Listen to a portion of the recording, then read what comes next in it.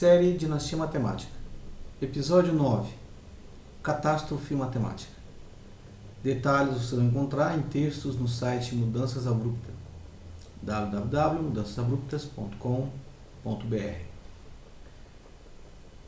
que é uma catástrofe? Em termos matemáticos, catástrofe, na verdade, é uma mudança de parâmetros de forma a você alterar a trajetória de uma solução de um ponto estável para um ponto instável. Foi criado esse termo e esse tipo de abordagem por René Thom, francês René Thom. Ficou famoso ao criar esse estudo por volta de 1960, quando ele começou a fazer um estudo qualitativo daquilo que foi visto lá no episódio 1, ou seja, sobre equações diferenciais. A ideia é você não resolver a equação diferencial, mas avaliar como que altera a taxa em relação à mudança do parâmetro da função do modelo que você está trabalhando.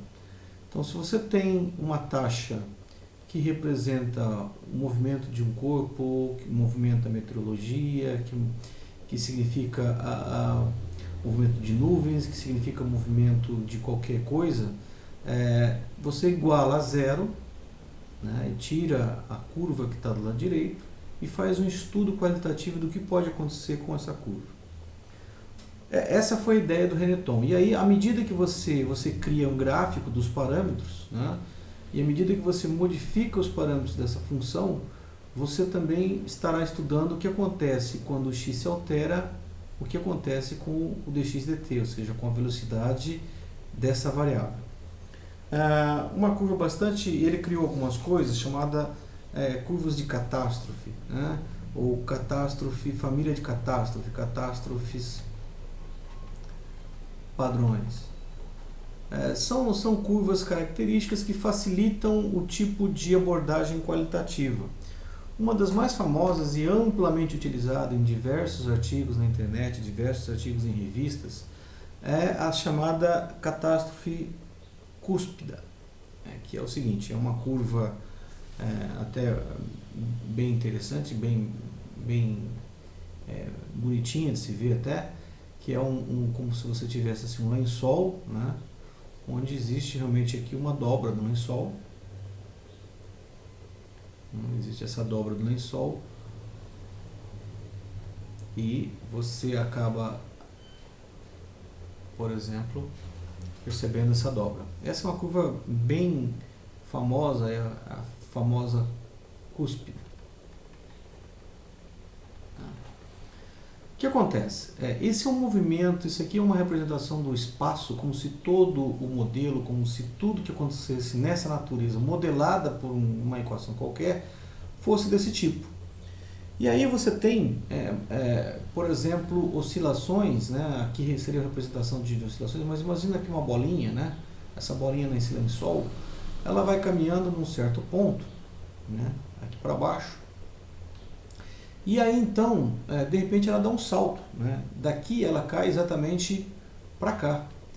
Quando ela cai para cá, significa, isso aqui na verdade é que é a catástrofe, ou seja, ocorreu uma mudança tão drástica, tão repentina dos parâmetros, que fez com que a trajetória se alterasse completamente. Imagina que você tem então, por exemplo, um mercado conhecido como Bull e Bear, que é um mercado de ações, né? Ou seja, urso e touro. O touro é quando as ações estão subindo, o bear é quando as ações estão caindo. Então o mercado, quando as ações estão subindo, está tudo caminhando normal, mas de repente alguma notícia, como por exemplo em 2008, alguma falência de alguma empresa importante faz com que haja aqui um crash.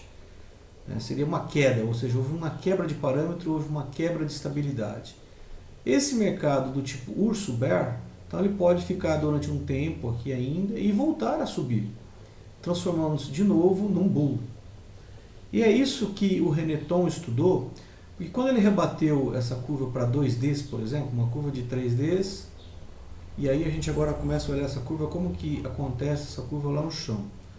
Se a gente olhar lá no chão, na verdade, essa dobra que tinha antes, ela vai dar uma coisa mais ou menos assim, ó. Aqui eu tenho o eixo X e aqui eu vou ter um parâmetro, a curva vai fazer exatamente isso. Em determinado momento aqui dentro eu tenho uma estabilidade. Se a curva passar aqui para fora, por exemplo, eu tenho uma instabilidade, né? Esse tipo de estudo ficou muito, como eu já disse antes, ficou muito famoso, muito utilizado e acabou sendo utilizado de tantas formas, de tantas maneiras, em tantos problemas, que acabou se tornando cansativo e até pouco realista em diversas ocasiões, né?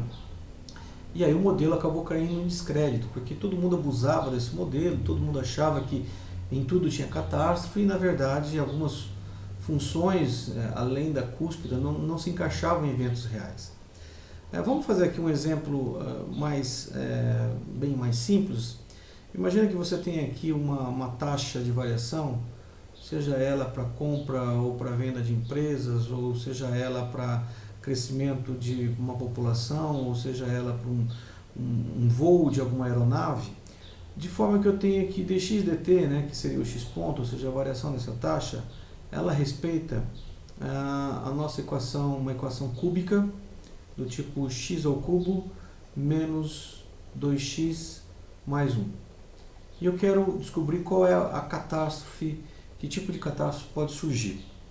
Bem, o que a gente faz é esquecer esse dx dt, né, esquecer esse x ponto, ou seja, derivada, e avaliar só a cúbica.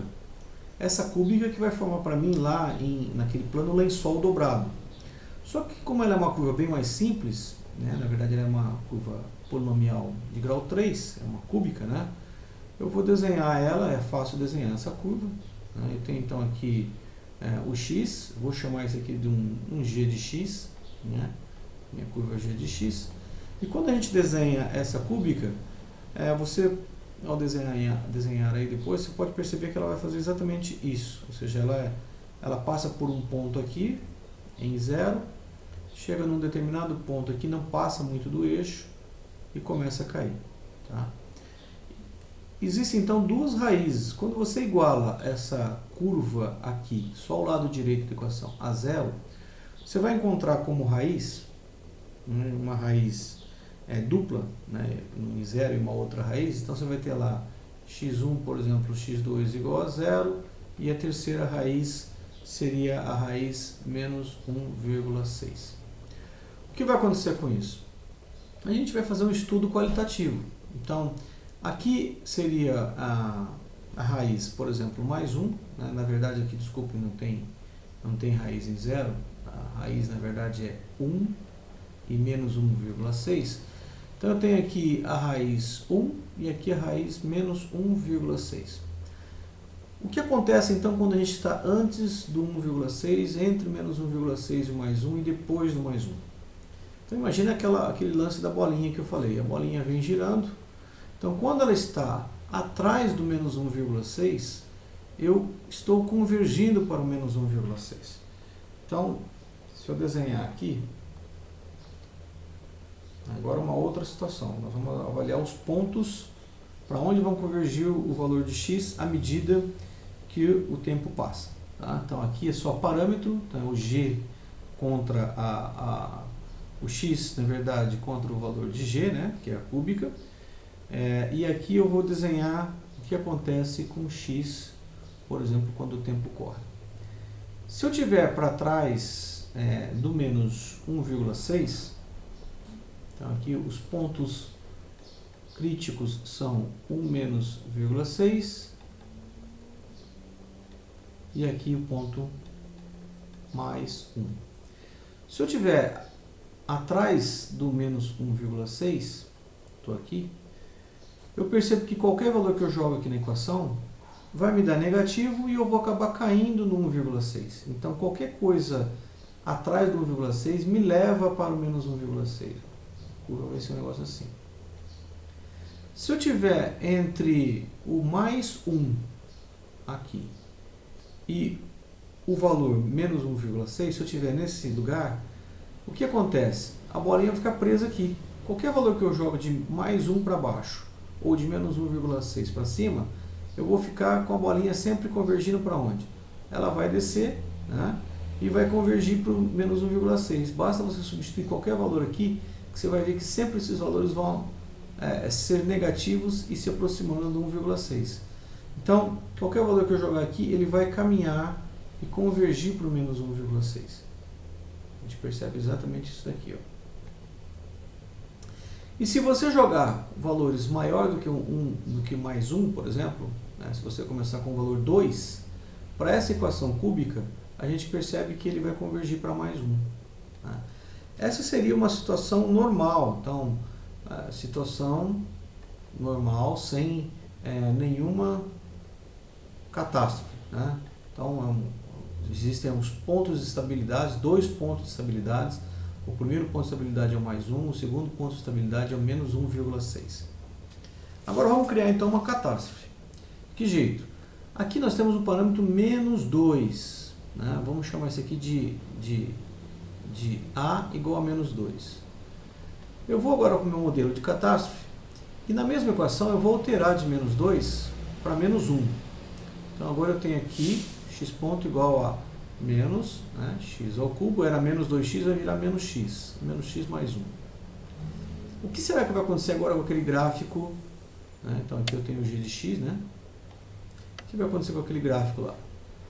Quando a gente faz agora o gráfico, a gente vai perceber que a cúbica chega até um determinado ponto, né? Ela tem uma queda muito pequenininha aqui e aí não tem o segundo ponto.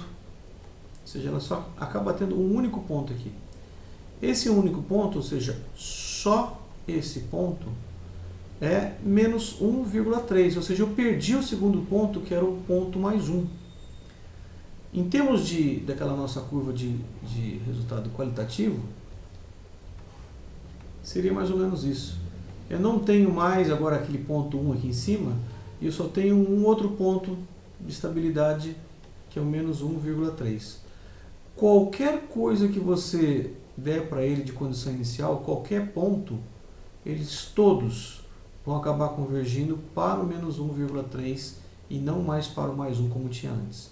Tá? Então, aqui, nesse ponto, eu acabei tendo uma quebra de parâmetro. Eu alterei o parâmetro e causei uma quebra de estrutura. Tudo que antes estava aqui convergindo para o mais 1 não vai convergir mais.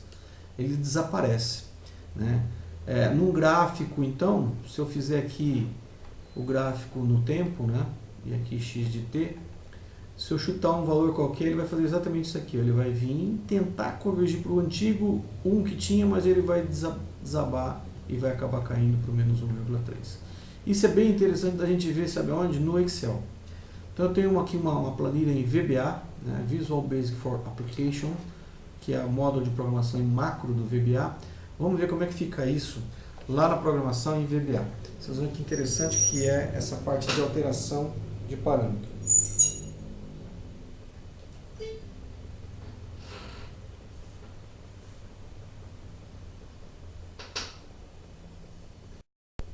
Então eu tenho aqui no Excel, né, a gente percebe aqui no Excel, do lado de cá, a nossa curva cúbica, né? Tem aqui a minha curva cúbica, que é o lado direito da equação diferencial, ou seja, do modelo.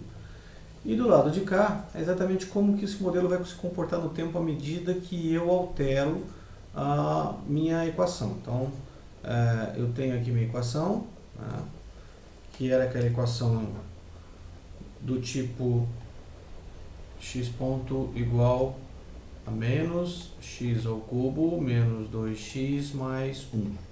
E eu quero fazer uma avaliação depois, criando uma catástrofe, alterando esse menos 2 para x ao cubo menos x mais 1. E ver o que acontece. Então, voltando lá para a nossa equação, para o modelo no Excel. Então eu tenho aqui, ó, quando eu dou chute em 2, no primeiro caso, com o parâmetro A igual a menos 2. Então eu tenho lá a primeira equação. Na primeira equação, o que a gente tinha visto é que qualquer coisa que altere, que esteja acima de 1, ele iria convergir para 1. Está aqui, convergiu para 1.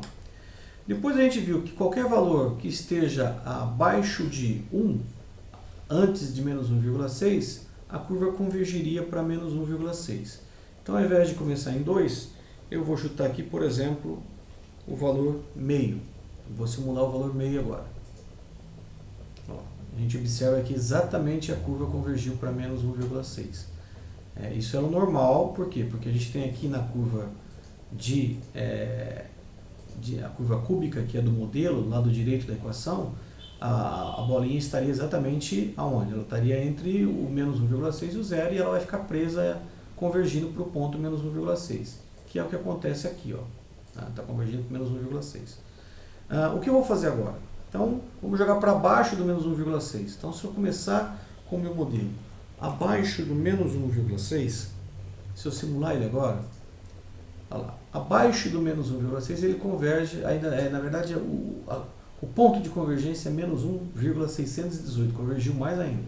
Vamos jogar logo de cara então menos 3, por exemplo, ou menos 2. Vou começar com o meu modelo em menos 2. Então, começando com o meu modelo em menos 2, a gente percebe que ele converge para menos 1,6. Esse seria o caso normal. Então imagine uma situação onde numa bolsa de valores está tudo normal, as ações estavam subindo ou caindo normal, né?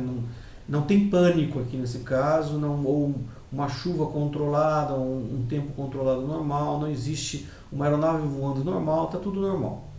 Agora vamos perceber o que acontece quando a gente altera então o parâmetro. Eu vou voltar lá para a condição inicial do modelo, em 2, né? Seria isso aqui, que ele converge normal. E eu vou criar agora, o modelo está normal convergindo para 1. Eu vou criar agora então uma catástrofe, ou seja, imagina que esse modelo seja um modelo de bolsa de valores, né, que as ações caíram, mas convergiram até um determinado ponto, está tudo estável, e aí surge uma notícia terrível de algum banco grande que faliu, alguma situação complicada no mercado financeiro. Isso faria aquele parâmetro nosso de menos 2, né, o A, que vai trocar de menos 2, passar a valer menos 1. O que acontece nesse caso? Aqui, ó. Perdemos a estatura do menos 1.